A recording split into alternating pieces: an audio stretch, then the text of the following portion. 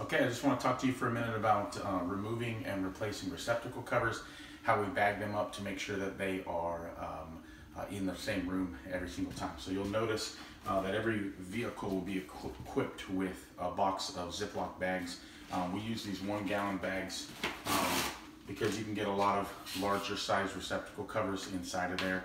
And then what we'll do is we'll actually leave this in every single room. This does not leave. So this bathroom will have its own set of Ziploc bags, or its own Ziploc bag with all of its own receptacle covers in it, and every screw inside of here. So, and then it's zipped up, sealed tight, and it's just left either on the counter, put it inside of a vanity or something like that, or somewhere in the room, in a closet, in the bedroom. But the objective is that this never leaves the particular room that you're taking the receptacle covers off of. And so it's a very simple process.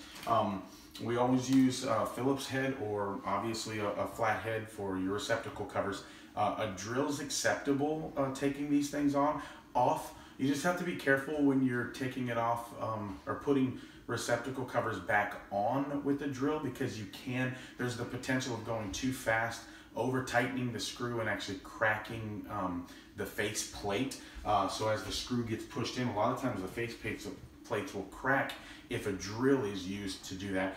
What is not an acceptable form to put on or take off receptacle covers is a 5-in-1. A 5-in-1 is not acceptable. It was never made to take off or put on receptacle covers. So we'll only use flathead, Phillips head if it has a Phillips head opening, or a drill to take them off. We do not recommend a drill to put them back on. So it's always great to have a flat and a Phillips, something small inside of your tool pouch. And so what we'll do, obviously we remove all of our face plates every time. We will never paint around any type of face plate. So obviously it's one of our guarantees. But so we remove the face plate. You simply just put the screw in, turn it to the left, obviously, pop the whole thing off, and then immediately put the entire thing, screw and faceplate, inside of the plastic bag. The screws do not go back inside of the receptacle. They're going to go right back into the bag so that they're not lost. There's a couple other reasons why we do that, but that's how we're going to do faceplate. So we take them off, we put it all inside of there. When we go to replace a faceplate, it's very simple. There's a couple little things that we ask that we all do. We all know about this, but when you go to put your faceplate back on, clearly I'm using a handheld. We put it back on because we've painted behind the faceplate.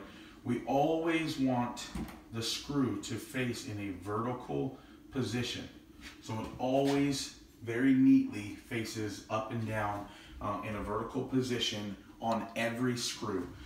If you have a bunch of screws, some face plates have several screw openings, and if you have some going sideways, some going diagonal, it just looks not aesthetically pleasing. And so we're going to put all of our face plates on exactly in the vertical position for the screw. And then obviously, once you're done with that, you're clear to go. Grab your bag, move on to the next receptacle cover. It's that easy when replacing and taking off faceplate covers.